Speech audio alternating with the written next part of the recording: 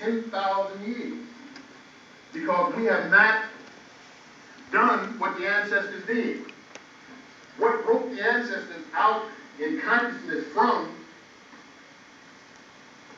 a very primal state to a state of heightened spirituality was hallucinogens, the different power plants that were taken and ingested that opened up and accessed the melanin. If we took all the information that has been in all the melanin conferences that we've had, if we take all the information that we can get in the libraries and the medical institutions and put all that melanin information together, and you had 50 cents, you couldn't buy a cup of coffee. Because no one is telling you how to access it. No one is telling you, oh, we have melanin. And so what? With that, 50 cents, you won't buy you a cup of coffee at Dunkin' Donuts. How do we access melanin? How do we get into it so that we can do these things that people are talking about? The melanin makes you more spiritual. It makes you this and that. But how do we access it? Nobody's saying that. Nobody's talking about how to get into that. And what I'm saying is that what we're missing is the numinosum, or the mystery. How this mushroom that I'm talking about, the Stropharia cubensis mushroom, how it symbolically hooks up with the later chemic dynamic is that this mushroom, symbolically, it gives us Haru and Het Haru. At low doses, the Psilocybin cubensis mushrooms gives visual acuity. In other words, at small doses, it makes you see better. That means that you can view reality, our regular everyday reality, better, more clearly. And at a hunting and gathering stage, you can see the plant more clearly, or you can see the animal more clearly. It sharpens the edges. It gives you visual acuity. If we hook that dynamic up with Haru, Haru is what? The falcon. The falcon does what? He flies high and he sees with piercing sight. That's the whole thing of the eye of Haru, being able to see. Even when the Greeks took Ansar and made Osiris out of the name, Osiris means many eyes, being able to see everything. In other words, the God sees everything. So the Psilocybin cubensis mushroom delivers visual acuity, which helps you in a hunting and gathering state to be able to see better, which means you have an adaptive advantage over those who do not. Because many different humanoid types, proto-human, Lucy, or Deknesh, the Australopithecus people, the Neanderthal people, were all contemporaneous with Africans. They may not have been contemporaneous with white people. We were walking around with Neanderthals. We were walking around with the little people like Lucy and things like that. But we're different than those people. We're different than the Twa, but the proto-humans who were also contemporaneous with the Twa, the Abattoir and the Twa people, the small people. So the thing is this, what I'm going to show in the handout that I gave you, we're going to get into that in about 10 minutes. But what I'm trying to say is that, see, there's no spiritual togetherness or understanding without the neurochemicals that are found endogenously in the body. Melanin, serotonin, norepinephrine, epinephrine, and all the other chemicals that the pineal gland produces. But the pineal gland starts to calcify at age 12. And you stop producing the spirit molecule. The spirit molecule is DMT, which is what my talk is supposed to be about today. DMT, dimethyltryptamine. DMT is an analog created out of the melanin. Melanin just in itself is the basis, the biopolymer, it's the basis, what you use to make the other things out of, and those things take you to those states, the near-death state.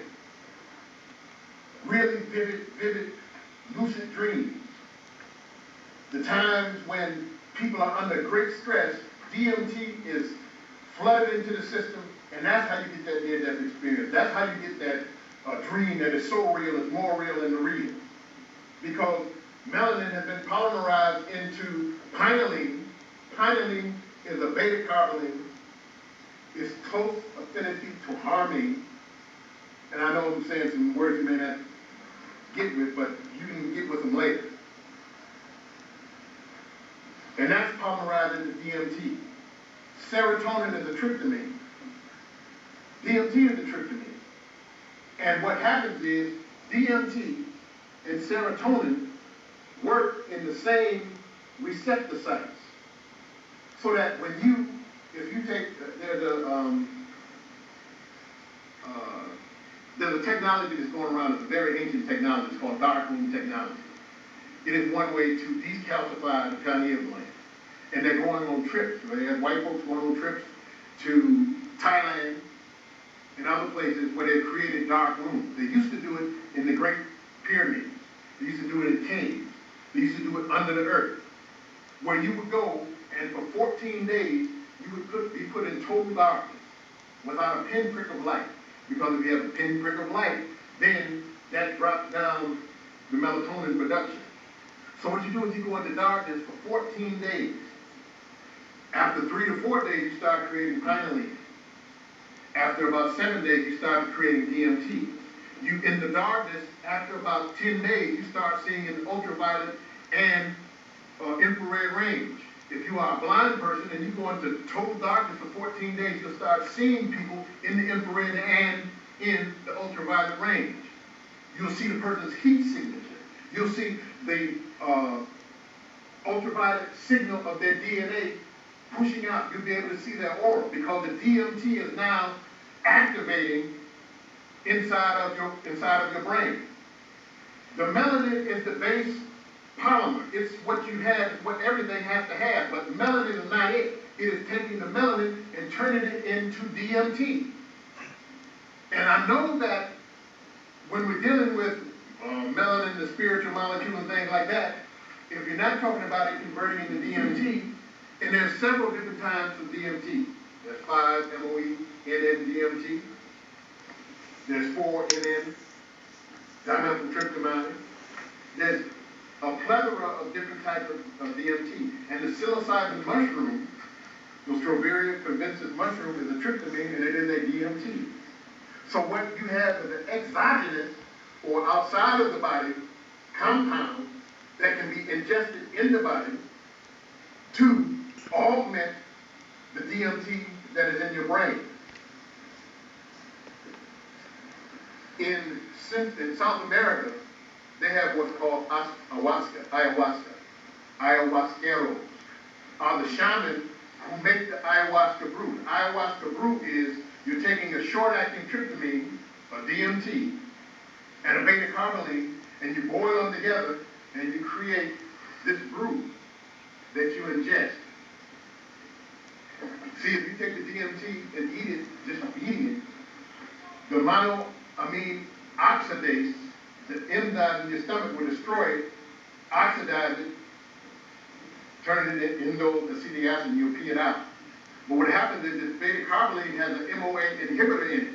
It inhibits the MOA in your stomach from destroying the DMT, so the DMT then crosses into the bloodstream and crosses the blood-brain barrier and opens up those centers that we've been trying to work with and deal with as far as opening up the spirit, being able to directly access the mystery. Because I talked about the first level of ingestion of the mushroom, the DMT, that it gives visual acuity. At higher doses, it gives a greater interest in erotic activity. In other words, it creates erection, sexual dynamics come into play. So it is also, again, giving adaptive advantage because you have more, what anthropologists call successful copulation.